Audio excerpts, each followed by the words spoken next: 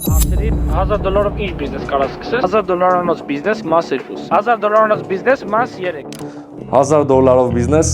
արի ես ցույց տամ։ Պատկերացնենք ունես ընդամենը $1000, նու այդ արդեն լավ է, պահի չծախսես։ Եթե ունես լավ վարկային պատմություն, ապա քայլ առաջին։ Գալիս ես CM Shipping, ապառիկ տարբերակով առանց կանխավճարի, պատվիրում ես 2020 թվականի Hyundai Sonata կամ ասենք Kia Forte։ Քայլ երկրորդ, մեքենան հասնում է Հայաստան ու հասունանում է այդ պատմական պահը, որ պետք է օգտագործես այդ $1000-ը։ Իրան ներդնում ես մեքենատ նորոգելու համար։ Քայլ երրորդ, այդ մեքենան օրական 13000, ամսական 390000, լավ կիրակի օրերը հանած, ամսական 338,000 դրամով հանձնում ես մի հատ բարեխիղճ մարդու օրավարձով։ Ու քայլ չորրորդ, ստացածդ եկամտից ամեն ամիս 200,000 վճարում ես մեքենայի ապառիկը, 38,000 դնում ես որպես մեքենայի նորոգման ծախս, 100,000-ը դնում ես ջեբդ։ Ոչ մի բան չանելով։ Այս տեմպերով մոտ 2 տարում մարում ես ապառիկը, ունենում ես սեփական մեքենա ու $6000 պասիվ եկամուտ։ Հիմա չար լեզուները կասեն, այ ախպեր, այդ ավտոյից ատարը կմնա։